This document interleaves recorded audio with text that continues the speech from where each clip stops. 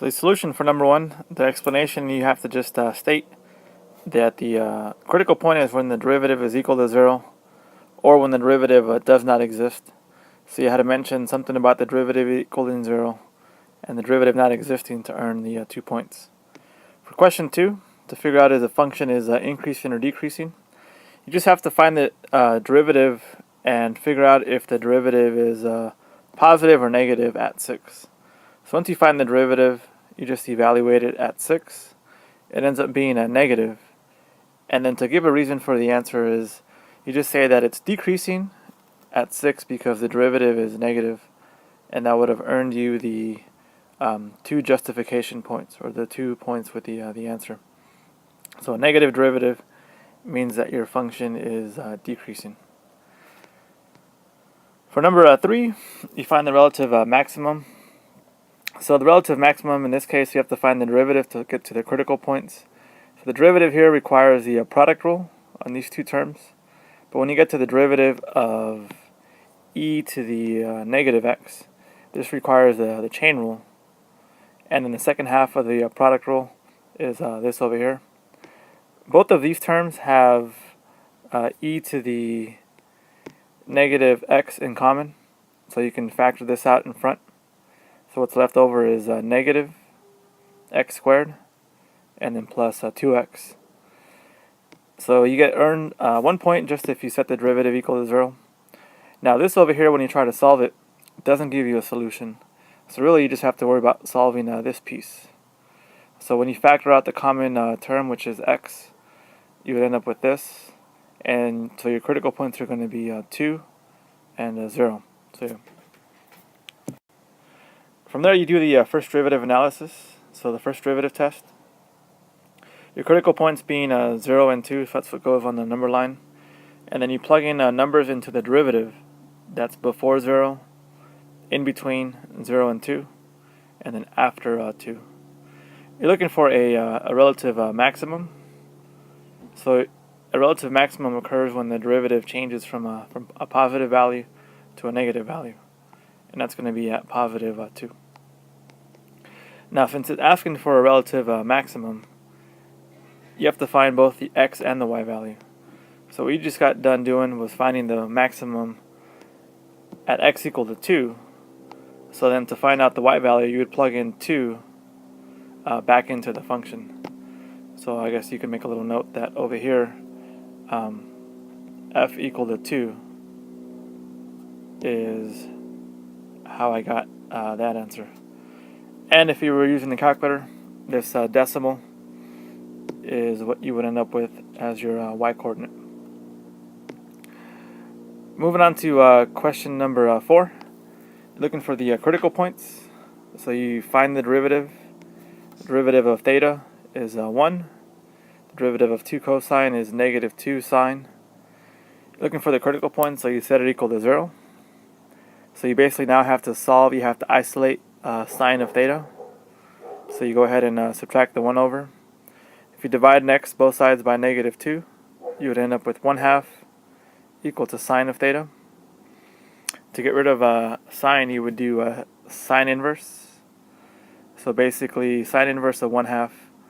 And you look on the unit circle, where does sine equal 1/2? That's going to be at pi over 6. And then 5 pi over 6 for your 2 answers. For question number 5, you're looking for the absolute maximum on this given interval from negative 2 to positive 2. So you go ahead and find the derivative to find your critical points. So 1 point is if you have the correct derivative equal to 0. Another point is if you found it to be negative 1 for your critical point. Okay, so from there you have to evaluate your function at the critical point, which is negative 1. And then also check the endpoints, which is negative 2 and positive 2. And since you're looking for an absolute maximum, you're looking for the largest value, which occurs over here.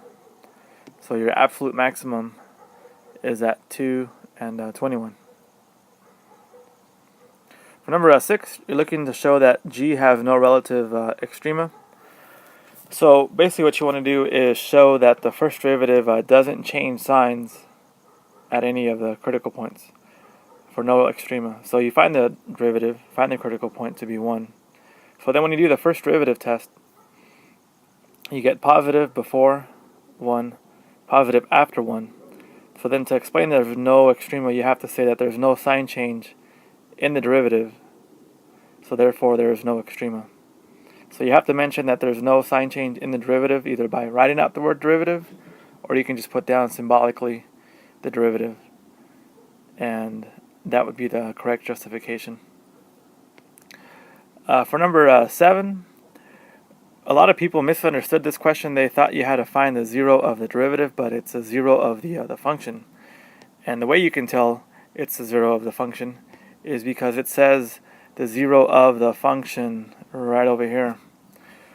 So you just go ahead and graph this on your calculator. You find the 0, and this is what you get. If you round to 3 decimal places, this is what you would have, and that's 1 point for your answer. For part B, you basically take this value and plug it into your calculator, find the derivative. So you take your answer from here and plug it into your derivative on the calculator, and this is the answer that you would get. So a critical point is basically when the derivative is equal to 0. It does not exist, so 2 points for that one. You have to mention the derivative is 0. The derivative doesn't exist. For number 2, to figure out if something is increasing or decreasing, you have to see if the derivative is positive or negative at 6. So you find the derivative, you go ahead and evaluate it at 6, you get a negative value. So a negative derivative means your function is going to be decreasing. So then your answer has to be explained by saying that derivative at 6 is negative, therefore it's decreasing. For number 3, you had to find the relative maximum. So to find the derivative of this, you have to do the product rule. But then specifically, when you get to the derivative of e to the negative 2x, you have to use the chain rule. So this is what the derivative looks like. Both of these terms have e to the negative 2x in common, which you could factor out. So here and here. What's left over is negative 2x. And then 1. This is not going to provide a solution. E will never equal 0. So then you just go ahead and solve this half, the negative 2x plus 1, and you get 1/2 as your critical point. From there, you go ahead and do the first derivative test. Before 1/2, you can plug in a 0. After 1/2, you can plug in 1. Positive to negative sign change. So that means that 1/2 is your maximum. And then to find the maximum, you have to find both the x and the y value. So what we just got done doing was we found the x value. And so to find the y value, you have to plug this back into your function. So you can kind of think of it as over here on the side, I'm evaluating my function at 1/2. And that's how I would end up with this as my answer. And since you're allowed to use your calculator, you can also just punch this into your calculator, and you would end up with this as your decimal. Alright, for number 4, you're looking for the critical points. You go ahead and find your derivative. The derivative of theta is 1. The derivative of negative 2 sine is negative 2 cosine. Critical points, you set it equal to 0. You now begin to isolate cosine of theta. So you subtract the 1 over. Divide both sides by negative 2. So you'd end up with 1/2 equal to cosine theta. To get rid of a cosine, you do arc cosine or cosine inverse. And this is asking you where on the unit circle does cosine equal 1/2. So it equals 1/2 at pi over 3 and 5 pi over 3. And that would be your solution. Alright, moving on to the back side. For number 5, you're looking for an absolute maximum. So you first find the critical points. And then you find the critical point to be negative 1. And then from there, you have to evaluate your function at your critical point. So when you plug in negative 1 into your function, it ends up being a negative 3. But since you're looking for the absolute maximum, you have to also consider the endpoints. So you plug in negative 2 into your function, The other endpoint is positive 2.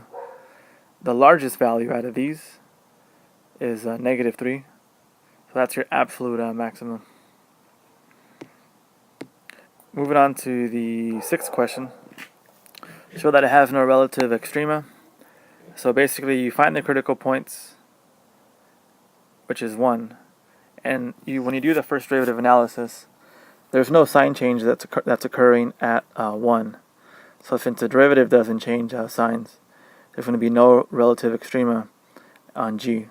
So you have to somehow mention that the sign of the derivative doesn't change by either writing out the word derivative or just simply putting down symbolically the derivative. Alright, so going over the last one, number 7. It tells you that you're looking for k, and k is the 0 of the function. So you would graph the function and then find out where it's equal to 0. It's equal to 0 at negative 1.26 if you round this decimal. For part B, it says what is the value of the derivative at k. So all you really have to do is plug in the 0 that you got into the derivative, and then you're finding this derivative on your calculator. So you punch this up on your calculator. You wouldn't do this by hand. In fact, it even says the following must be solved on the calculator. So you have the calculator do the math for you, and that would be your solution.